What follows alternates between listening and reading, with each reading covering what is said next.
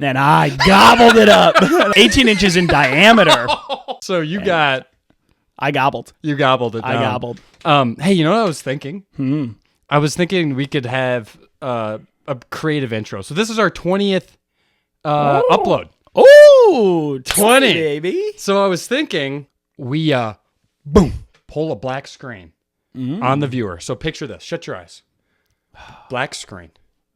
I have the black screen in front of me right now. As you're talking, subtitles in white coming up on the screen. Oh, wow. And Like then, Star Wars or maybe. horizontally? Okay, one or the other. They're coming across the screen, black screen, and then maybe I pitch my voice down and I say something like, 2 of the most world's esteemed plot goblins. Back again for episode 20. Ooh. To shock you. Ooh. To electrify the audience. Ooh. God. To excite you and delight you. Here they are, plot goblins! You're maxing out there, Bubba. Comes back to us. Wow. I'm kind of into that. Okay. So I'll play around. That's all done in post, obviously. Yeah. I'm picking up what you're putting down. Do you think that's too crazy? No, I'm picking up what you're putting down here. Right. Now that we've got that awesome intro out of the way. What did we read? Well, we read Assassin's Apprentice, and today is episode 20, and we're going to talk about it. 20 episodes. That's crazy. Yeah, dude. Time flies. And you know what's also crazy is since the last podcast, we went from 260 subscribers to 308 today. Wow. So whenever we last uploaded, which I think was a month ago. That's pretty good. We are now on TikTok. Follow us at Plot Goblins on TikTok. Can you believe that username was available? Can't believe it.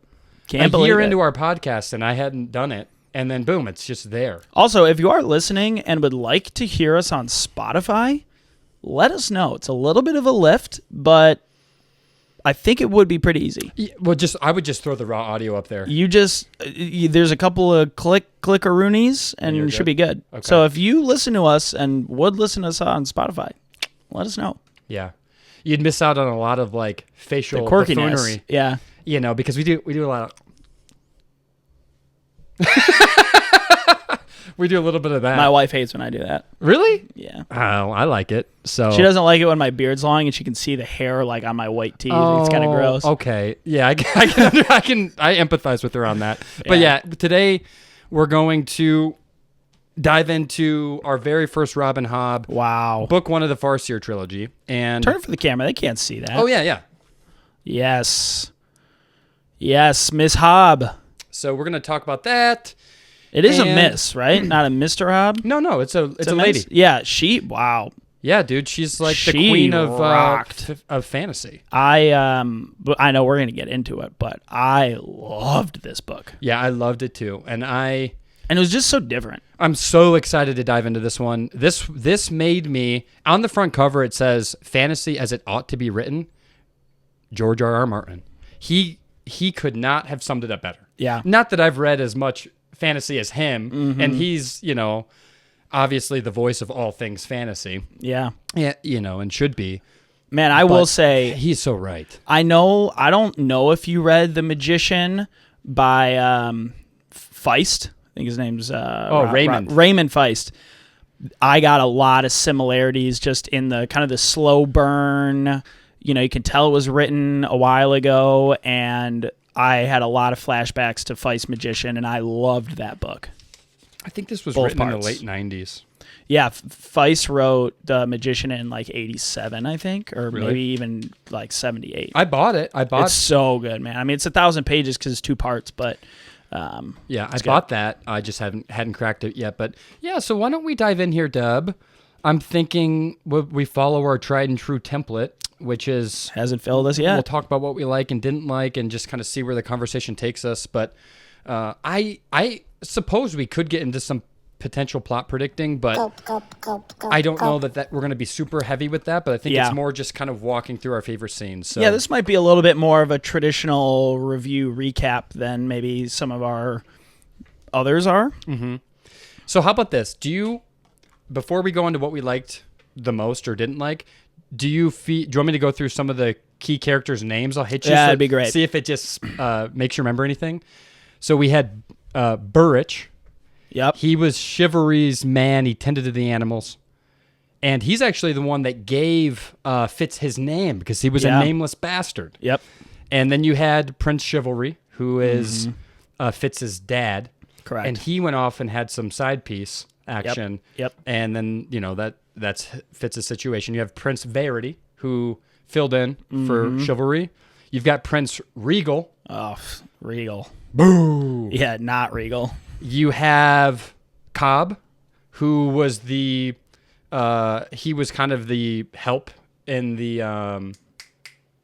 what do you call those? The stable help, basically? Oh, yeah. Cobb was a stable hand and worked alongside. Did not like Fitz. Burrich. Well, I don't know that he didn't super like Fitz, but I think that he was contentious contentious relationship because of his relationship with Burrich. Yep. And then you had King Shrewd, obviously. You had Chade, the assassin teacher. You've got the Fool. The Fool. Who is so much fun. Loved the Fool. Is there anyone else I want? Oh, you have Lady Patience. You have Galen. You remember Galen. He was the teacher. He was the one that was teaching skill. Oh, yeah. The skill Real master. dickhead. So now that and then you've got Smithy the puppy, who was given to Fitz by Lady Patience. Very I'm trying to think if there's anyone else I should tell you about. John Quee towards the end. Have we, anything stand out? Yeah, a lot of this is coming back to me. I'm trying to think if there were other main characters. Maybe no, not that. It'll come back to me. I don't think anything else was screaming. The only other thing is Ketrican, which was his Verity's queen to be. She's the queen in waiting. She was in the mountain town. Oh yeah, that is important. Yeah, so that's pretty important. And then also, God, what was the girl's name that when he was like running away from Burrich when he was in the kingdom. Fitz? No. Remember the girl? She was. She made like girl. Incense. Yeah. She made candles. Yes. Well, you're not talking about Fitz's Molly, love interest. Yeah, Molly Nosebleed. Yeah, Molly Nosebleed. Yeah, well, Fitz's love interest. I should have mentioned her. Yeah. So, can I make one quick comment on Molly, and then you can go? Because you're thinking, I can see the wheels spinning. Because that might have been one of my favorite parts in this was the dynamic between one of my favorite parts was the dynamic between Spit her. It out, man. Between her and Fitz. It reminded me a little bit. Yeah, I know exactly what you're gonna say. Reminded me a little bit of Name of the Wind. Yeah, exactly what you're gonna say. And Quoth and Dina. Yep. So you felt that? No, but now that you're saying it, 100% direct tie. Yeah, man, and I was loving that because you kind of have this little bit of a puppy dog love chase happening between them where nothing really truly manifested, but clearly she felt like she was being pursued. Fitz is just a young kid who doesn't know his ass from his ankles. And when it comes to love, right? Yeah. Like he felt like, oh, I'm 3 years younger than you. You're a bit older than me. You'll never see me from, being anyone other than in your shadow and in your way. Right. But meanwhile, she's like kind of like. I mean, he had plenty of opportunities to, and he missed. Like put the smack on her, and he just missed. And so I do think that is a good insight into how immature Fitz is a little bit.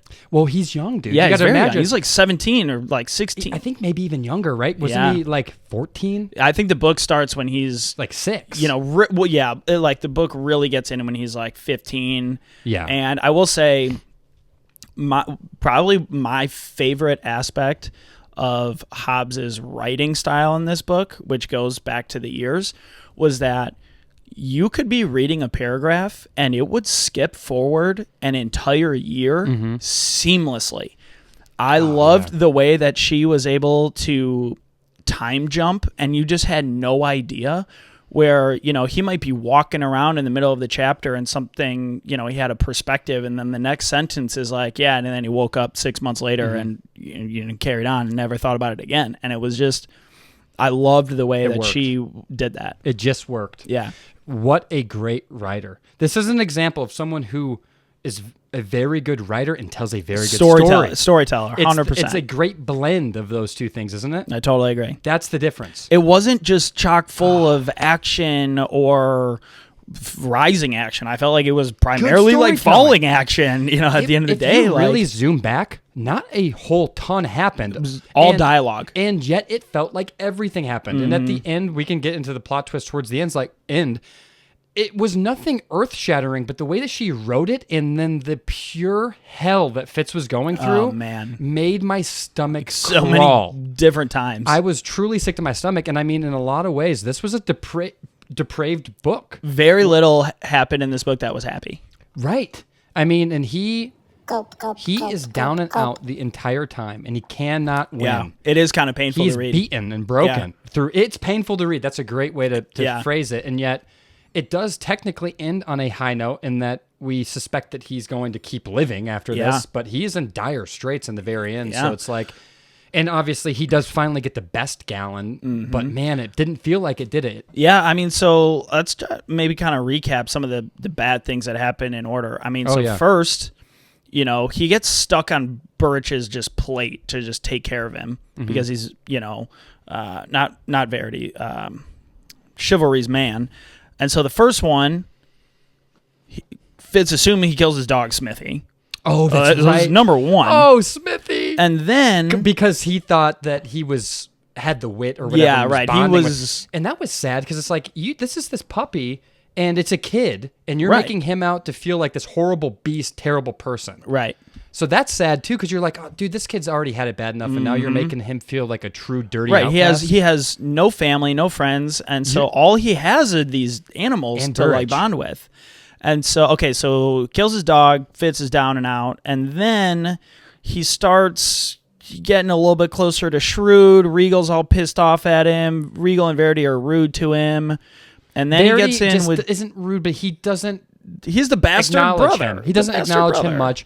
He just kind of ruffles his hair, but Regal increasingly goes out of his way to be Verity rude. is just like, hey, you're the bastard brother. Like, here's a good head nod, and then Regal will say something rude, and then Verity is just like, whatever. Yeah. And then... then he... you know, he tries to make friends, and it starts to get a little bit better. Yeah. And he goes off into town, and he meets Molly. Yeah. And then you learn about Molly's story, and she's getting beaten bloody by her drunker dad. Up. Yeah. So that's sad, because it's like, man, here's this girl with so much vivaciousness and zest for life, and she's in dire straits as well. I mean, it's like unbelievable. And that's when they're in the water, and he's like coming down. He's like, "You gotta make me dinner." Is that the first time that Fitz is able to like push somebody away? Skill. Or actually, no. I think the first time he bangs up the dad with skill. Actually, the first time is when Fitz, for the first time, goes to the castle and he's like outside, and some guy's chirping him saying that's the bastard, and Fitz has his back against the wall and he pushes him away, and he has no idea what happened. Yeah, I do remember that. Good memory. That's like the first time it happens, and then, 100 pages later, he does it to Molly's dad. She teased the magic system kind of well, where like you didn't super need to know skill. Right. But also you were getting a little bit because the book is being written from the perspective of an older Fitz who's basically retelling the story. Yeah, he's like writing a biography. So you get some at the beginning, you learn about the skill a little bit, but you're right. That's when he uses it against the dad, but he like kind of fucks that dad up a little bit. Yeah, he does. Molly's dad. Yeah, he almost kills him. Yeah. And now that I'm thinking about it, man, the skill from being able to push those people away is the exact same as Quoth using the wind. He calls on the wind and like blows people away. Right. Well, I mean, it's not the same, but it's very similar. But you're right. There are some similarities here. Yeah. I'm not saying that they're, whatever. Roth has used this. No. The systems are different, but you're right in that you have somebody using it without, they have this inert kind of ability to use the magic system maybe more proficiently than anyone else. Yeah. Has so much capability, but is kind of tapping into raw potential. Right. You had that with Quoth. You definitely have that with Fitz. And you had it with Vin, too. Yeah. Well, I was just less about that. It was just, now that I'm thinking about it, the way that he used the skill is very similar to how Quoth calls the wind. And I was just... Yeah, maybe. Those were just very similar. Anyway, yeah, similar. I digress.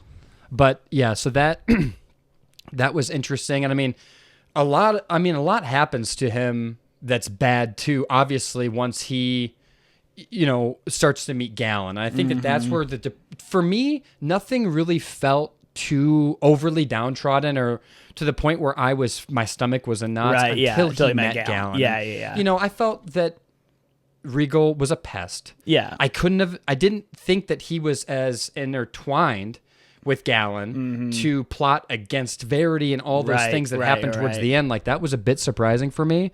But dang, Galen, I'm trying to think of who does Galen remind me of? Like, he is such a freaking weasel. Can you think of anyone like him? It's almost like... It's a good point. I don't really know. Well, let's name some qualities of him. I mean, he is very self-righteous. Wow. Yeah, very self-righteous. He's totally a dick. He's mean-spirited. So full of himself. Yeah, he's vindictive. Mm-hmm. He's controlling. Abusive. He's abusive. And it's like, why do you hate this kid so much? I remember they kind of talked about it. But yeah, I think Regal maybe planted that seed because he doesn't want Fitz to have any claim to the throne. Right. That's what Regal doesn't want. Right. Well, and you also learn from Verity that Galen, had nothing. Just got, dropped into that role because his mom... That's right. Or he was just, close with the queen. And so they just dropped him in that role, and Verity's like, that guy can use the skill, but to no degree that we can. Right. And so the fact that he's training these people is absolutely insane. Yeah. And that Galen's a bastard too, you find out. Right. And yet he's making Fitz feel like such an outcast. And so he's obviously projecting his own feelings and his own early childhood experience, having been a bastard himself. Right. Well, and I think early on, Fitz demonstrates that he has good skill. It comes in waves, and so that's what. Yeah, exactly. And so Galen's probably feeling very threatened. Good point. Yeah. So, but I mean, and then when Galen turned it up there towards the end and was publicly humiliating beating the shit out of everybody, and also, the women. And the women, he was doing more than that. He had basically, what's the word that I'm looking for, where you not put someone under a spell, hypnotized. Yeah. He effectively was hypnotizing them to believe, like a cult effectively, that there is no outside world. Stockholm Syndrome, kind of. Kind of. That was kind of interesting how he slowly but surely made them believe that the cause that they were going after was all that mattered. Mm-hmm. That status that they had on that rooftop was all that mattered. Yeah. They had to eat in silence. So it was kind of like an internment camp where they were being... brainwashed. Hazed. True brainwashed. Truly brainwashed. That's what I'm looking for, Yeah. not hypnotized. They were being truly brainwashed, and that felt grimy. But to your point about hypnotize, he kind of hypnotizes Fitz to almost throw himself off the castle. Granted, I don't think he fully hypnotized him. He just beat him down so bad, and Fitz was like, at this point, jumping off of this tower is the best option for me. Skill is interesting, isn't it? Because in the same way that you can physically push someone, you can maybe emotionally push them. Yeah. So it almost felt like he was emotionally pushing him to the point of no return, where unaliving yourself is the only option. Right. Because basically, and he plants that seed in his head too. Mm-hmm. Skill is also interesting because it is a drug. Right. And if you lean into it too much, it's the most euphoric feeling consumed. ever. Yeah, right. It's like you become the devil and the angel on somebody else's shoulder, where you're not controlling them, but guiding them to whatever. And it's your own, you kind of have this tenuous grasp on reality for a minute when it almost felt like you have reality and then there's this DMT explosion and suddenly you don't know what's going on and you're drifting in the ether of your own headspace. And he was lost, and that scared me because it's because you can kind of lose yourself in the skill. Because you're essentially becoming somebody else's brain and that's kind of so controlling interesting them. Because it's there was moments of that towards the end too, where it's more than telepathy. It's almost like you're able to give elements of not even just your strength, but your own life source to someone else. Right. And you actually can, because that's what Verity did to Fitz when he was so down and out. And I think that's a very interesting scene. You know how Fitz is waiting on Verity, and Verity is in the tower scene. No, this would be way more when Fitz is Chade is like, hey, just go start serving Verity up in his room, and Verity is trying to control the red ships or whatever. He's skilling. I think it was like, I just remembered he had to walk up all those. Yeah, Verity's in a tower, and he's essentially overlooking the ocean. He's trying to convince the people, the captains of the red ships, that like, oh, there's going to be a storm squall, like we can't go in or whatever. And there's a very interesting part of where Verity has glimpses where he's kind of like trying to be Fitz's friend, and he's like, maybe I will mentor you, maybe I won't. And then Verity is like, he thinks to himself, he's like, oh, Shrewd, like, I can't believe you're doing this. You're so smart. You kind of brought him here to give me his power. Because you can feed on his strength. Right, yeah. So he drains Fitz's power, and then he's like, oh, you should not have done that. And so, yeah, Fitz is able to transfer his life force. He's a king's man. Yeah. So that's what you do. Your life is theirs. That's really interesting. But, I think... So you have this ability to transfer, and probably Fitz could then take someone else's life force, too. I don't know if it has to be given willingly. But also, wouldn't Galen have done... Maybe Galen was doing that, feeding on all of them, because they were zombies. Yeah. Everyone on that rooftop was a zombie. Yeah, could have. And he was weirdly touching them a lot, wasn't he? Yeah. Because does it need to be a physical... Well, it doesn't have to be physical, because at the very end, when Fitz is underwater, he is able to, in that scalding hot water, somehow project his life force to Verity, because Galen was going to kill him. Yeah, and to, like, tell Verity, like, I'm under this water or something. I think he was... I think I interpreted it as Fitz helped kill Galen, basically, because he gave Verity the push that he needed. He was trying to warn him. Yeah, right. Galen's the bad guy, basically. Because this was right as he was getting married. Remember that? Yeah, right. Because Verity was doing the marriage through somebody else's eyes. Yes. So he's in this room, and he's not paying attention. Yeah, right. He's in a leather chair getting married. And Galen was about to swoop in and blindside him. And then Fitz, even though he is just been attacked brutally, actually, I think by... drowned pretty much. It by this Regal's henchman in that sauna. It was in that spa room. Yeah. And I think it was more... Yeah, it doesn't matter, but... Burke had just gotten bashed over the head. Hot spring. And still he was able to, over all those miles, give him the essence of what he needed. Yeah. It was more than just communicating. It was like he gave him the added push he needed to overcome Galen. And then Galen died. Does he? Yeah, right? Doesn't that kill Galen? I don't think so. No, I don't think so, because I know that Regal is... They say at the end, they're like, yeah, Regal kind of just got a slap on the wrist, like, hey, don't be doing this kind of stuff. And I actually understood that. Like, yeah, I get that. I want to say that Galen is like still kicking. Let me see. I took that as he died. Okay. Yes, Galen dies in the first Farseer book when he attempts to steal Verity's strength at a wedding, but Verity uses Fitz's strength to kill him with the skill. Right. Yeah. His betrayal is not made public as his body is sent to Pharaoh for burial. So they didn't make it public.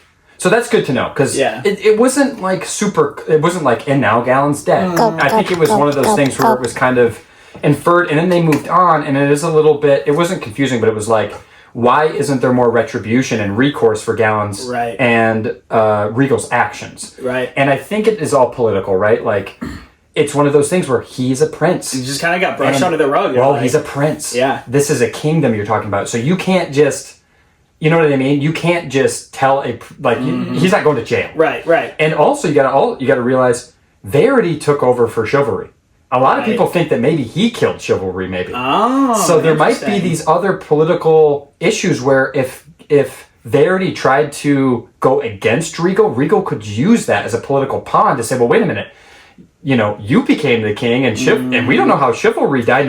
Now you're trying to say that I did this? Like, your judgment is suspicious. Yeah. He could use that against them. So I wonder... Because they are not going to say anything about Regal, which kind of pissed me off, because I'm like, dude, how dare he get to do that? But then you got to remember, Fitz is a nobody. He's a true bastard, and Regal's a prince. And I do think that goes back to really just the overarching just like tone of this book of like, life just sucks. Life man. sucks. Life And just power sucks. structures are real. And it's just like, it is what it is. And you're just going to get beat down and you got to make the best of it. And sometimes you might be very close to ending it all, but you just got to pull yourself up. And as much as I would have loved some more resolution there or retribution from Regal's perspective, I don't hate that they just were like, hey man, don't do that again. Yeah. I don't hate that. Well, I think it's more real, right? Like if you are an actual prince, you are the son of a king. Right. Trying to keep the kingdom alive. The reality is there's politics at play that are so much bigger that you can get away with murder. Yeah. Even if it's your brother. Yeah. Because you got to think there's other shit going on too. You're getting attacked every day. Do you think people in that, all their, the people that live in this kingdom really care? They're dying by the thousands. Right. Yeah, right. They are being raided. They're paying all these taxes, getting no support. The only defense they have is Verity sitting in a tower projecting thoughts. Yeah. That's it. And then they have some people, trying to, warn, basically. Right. And people would rather die by their own poison than succumb to being forged. Right, yeah. So nobody cares if Regal did it or didn't do it. They're like, we are dying. Fitz is the only one that gets hurt in this situation. Fitz is the only one, and he has to bear all that knowledge, which is scary too. And then he has to keep existing in this world where, for whatever reason, Regal just is out to get him. Yeah. He thinks, but I think that he might know something about Fitz that's deeper here. Because Regal was involved in a lot of shit at a bunch of the other duchies. Things that we don't know about. There's reasons these other duchies love him. He plays crazy games. Schmoozing and boozing. Is it possible that he knew about what was going on with Chivalry and this, and Fitz's mom, and knows that Fitz has some sort of capability, and he's suppressing it because he's like, if that kid knows how great he is with the wit, with skill, with these other things, he will take the throne. I mean, you have to assume that. I have to assume that Regal knows more than maybe Verity. And then I wonder about Shrewd, because King Shrewd plays this sort of passive king who delegates. Well, they do say the names have power. Yeah. Right? Now, I'd argue that Regal is, maybe he comes across as Regal. I don't really know. What does Verity mean? All I know is that it's a Colleen Hoover book that my wife is obsessed with. Verity, a true principle or belief, especially one of fundamental importance, irrefutable, objective verity. So it's a true belief that's irrefutable to you. Well, and truly believes that he needs to be protecting the kingdom. Like, he's unwavering. He's like, I don't care what you guys have going on. I need to be here protecting our people. And so if I got to telepathically get married, like, that's the only way I'm getting married. Yeah. Can I make one more callback to Name of the Wind? And I hate to keep bringing it up. There's a lot of... Didn't Quoth have a teacher that also was sort of mentally messing with him a little bit? Or something like that? I mean... Like his own Galen? But... It was more... What was that? It was more like Chade, kind of. Well, some of the teachers were out to get him, though. Bad, remember? Yeah. Like, because Quoth was making them look like buffoons. Two of the teachers, at least. So that's kind of another time where there's no one... I think they did try to come after him. Yeah. Quoth pretty good. I can't remember what they did to him, but...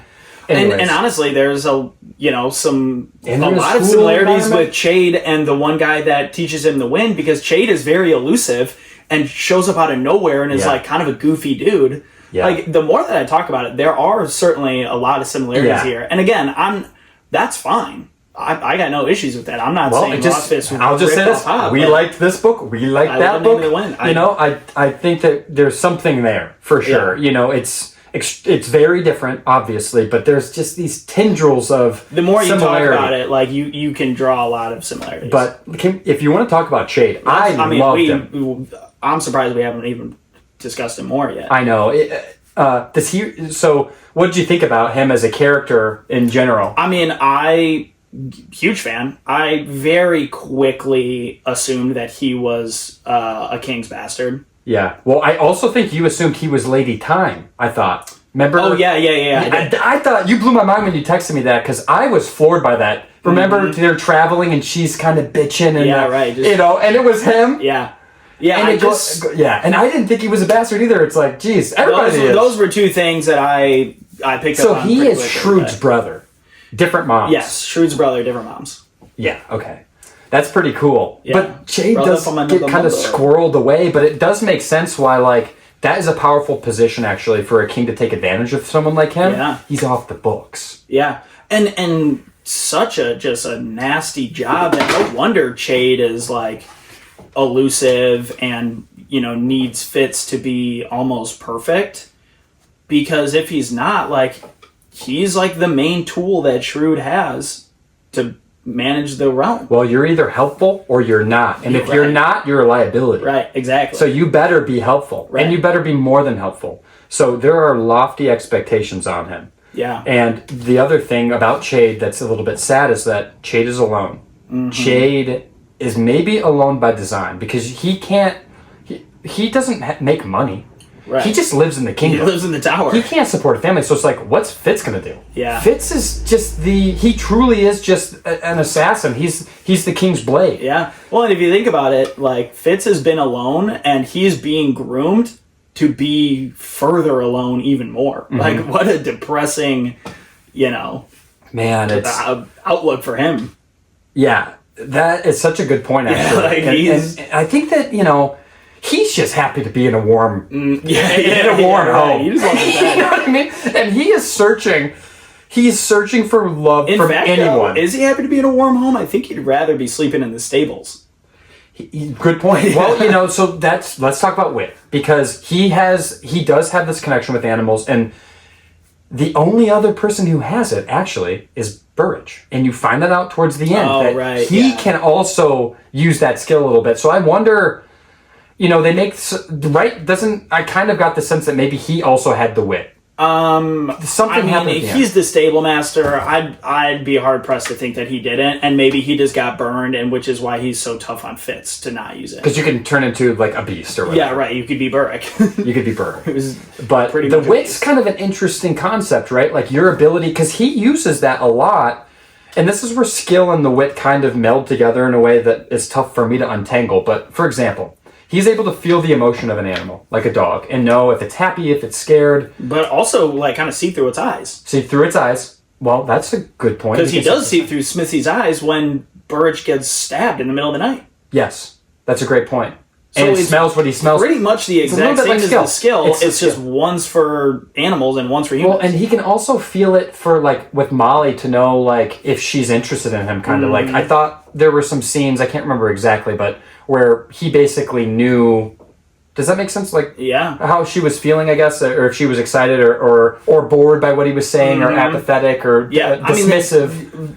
For all intents and purposes, they seem the exact same thing. Yeah, okay.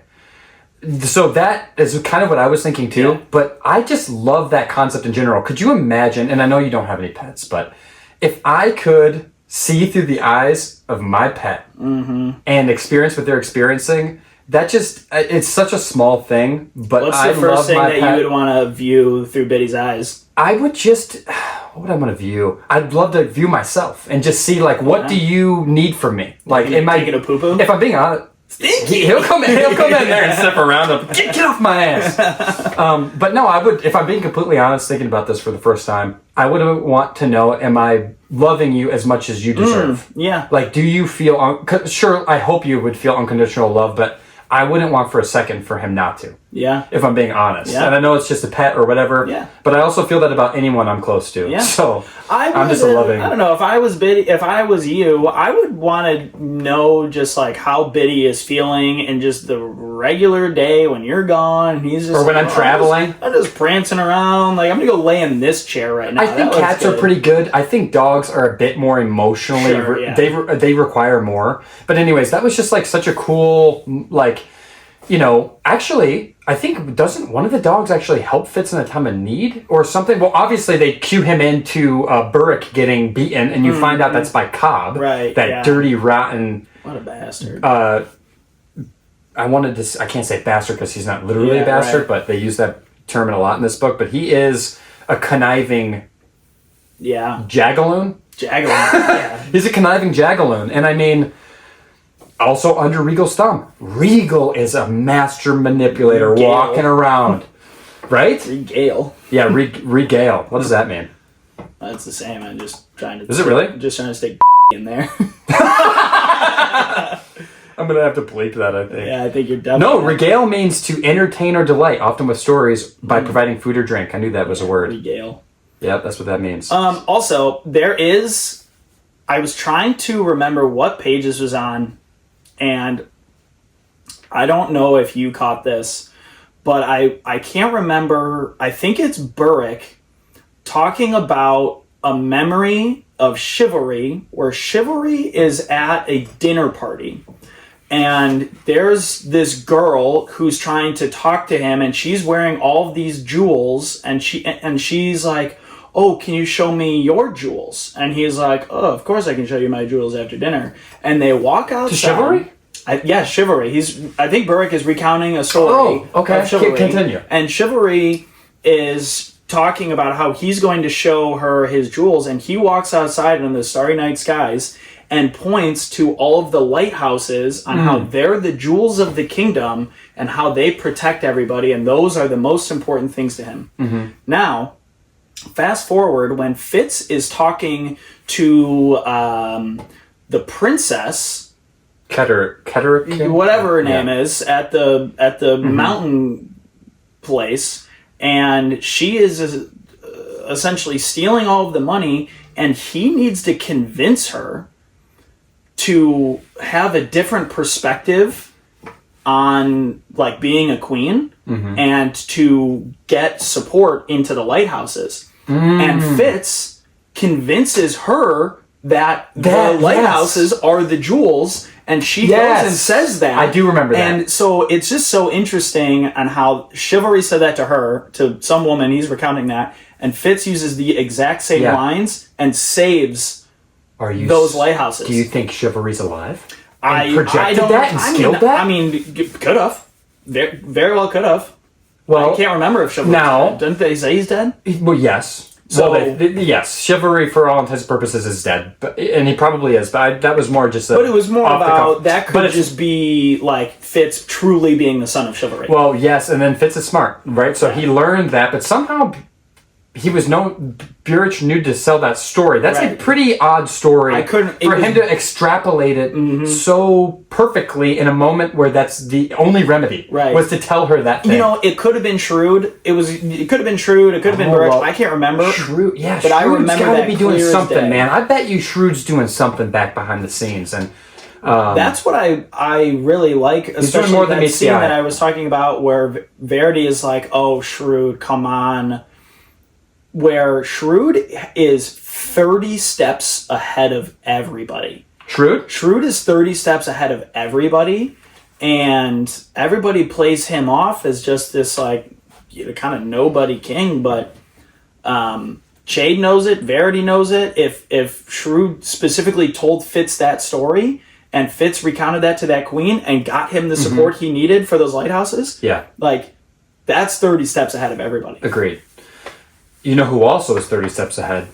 The Fool. Oh, the Fool. And the Fool is able to... He knows the future. Isn't that crazy? Did you watch Game of Thrones? No. Oh, I'm trying to remember, but he is like so similar to a character in Game of Thrones, the eunuch, and he's like, the birds tell me everything. Oh. And see, he reminded me of Hoy just because in Stormlight Archive... he's totally. The Fool. Yeah. And he also tells stories, and he's kind of eccentric and aloof. wacky. Yeah, he is he kind of reminds me of the Mad Hatter, but like the Johnny Depp version, the live action one. Do you remember? Have you ever seen that where Johnny Depp is live action? Super pale face. Yeah, never need to see that. But that's what Chade I think looks like, because he's got this. He's tall and milky Lanky, skin and white eyes, I think, and hair. The Fool, not Chade. Yeah. Or I'm sorry, the Fool. The Fool is a little bit like Shrewd, and Shrewd keeps him around quite a bit. And the Fool just kind of knows when to jump in, and I understood it as he can see the future, but not in any one particular moment, almost as if it's this, big picture. Right, so he just can see the implications of things. It's kind of like what's his name from the Marvel universe, the wizard, that guy, Doctor Strange. Doctor Strange. How Doctor Strange kind of is able to understand the the flow of time. Yeah, he knows the multiverse and all of its entirety. Yeah, so I feel like that's a little bit like the Fool, where the Fool doesn't know exactly what's going to happen, but he knows that there's potentials of good and bad things to happen. And kind of a lot like Hoyd, where he uses like parables and whatever. Because you can't say exactly, or else you might manipulate the future in a way that's disastrous. So he speaks in riddles, and it leads you to the well, but he will not make you drink. And I think it's by design. And so I love characters like that in books, because you just don't know how they might manipulate the plot suddenly. That just is a fun literary device to have someone like that in the book, where he can come in at any moment and be a harbinger of both good and bad things. Yeah. And he does take a liking to Fitz, it seems. Yeah, for sure. Well, Fitz is the only one that talks to him. Shrewd does. Is book 3 called The Fool's Assassin? Is it Assassin's Apprentice, Royal Assassin, and then Fool's Assassin? I don't know the third one. Do you want me to look? I think the third one's called Fool's Assassin. Let me see, because that'd be legendary. I'm almost certain of it. Book 3 Farseer trilogy. Assassin's Quest. But there is a Fool. Isn't there something Fool in her series? Fool? Robin Hobb. I thought there's a book. The Fool. No. Trevor. Search Fool's Assassin. Fool's Quest. Fool's Quest. Oh, okay. Oh, yeah, you're right, dude. Fool's Assassin, Fool's Quest, and then Assassin's Fate. So that must be a spin-off. So, like I said, I think there's 5 trilogies or series of her. Fits in the Fool trilogy. And the second, so it's actually the third trilogy goes back to Fitz. And I would, I've it's been called seeing the Fool. Fitz in the Fool. Yeah, and so the second and fourth trilogies follow same world, but follow completely different characters. This is exciting.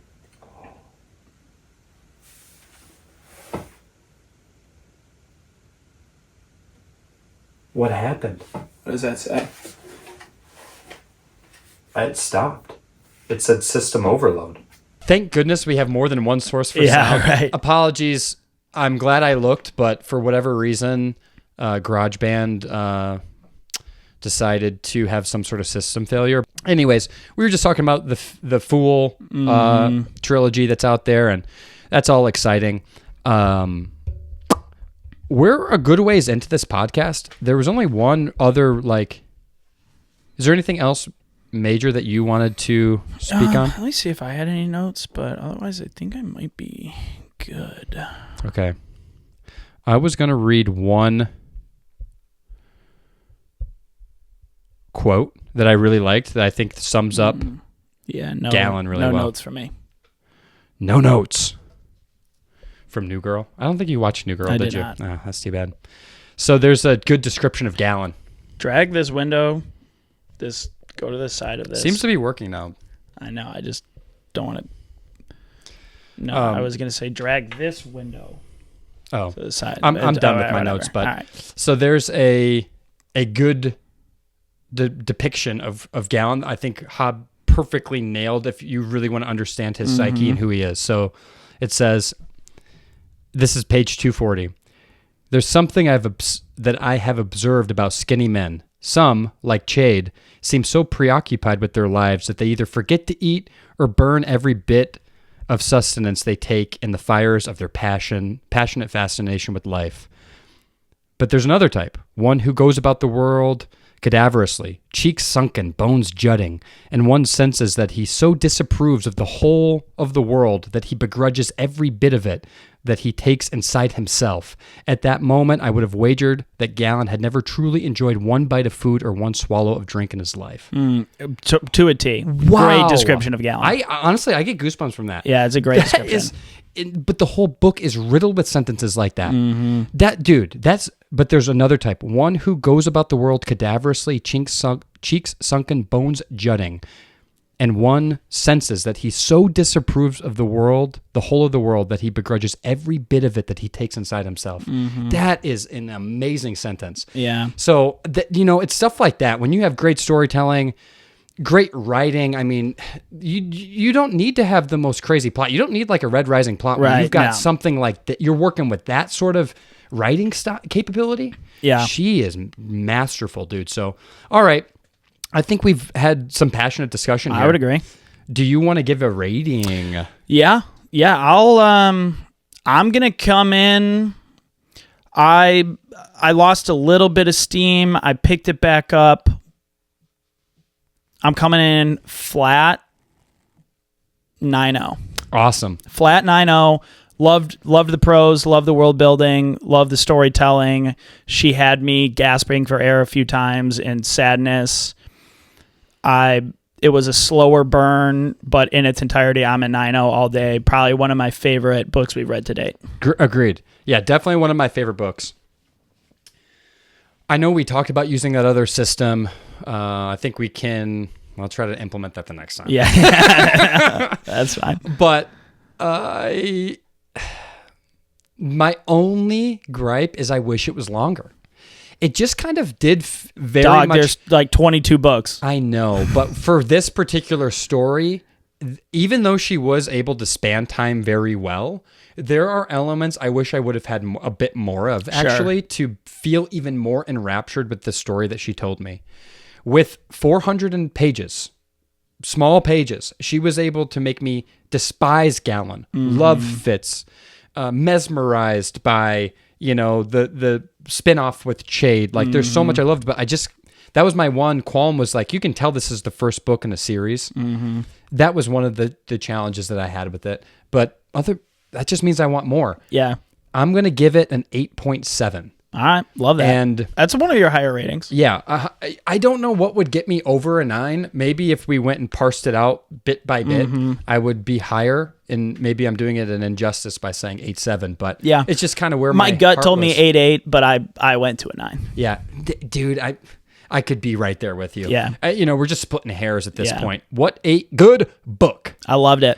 Okay. Well, hey, thanks for hanging in there, Plot Goblins. We are going to start the second book in this series, actually, soon. Yeah. And hopefully knock it out pretty quickly. We're going to go on a little bit of a reading bender.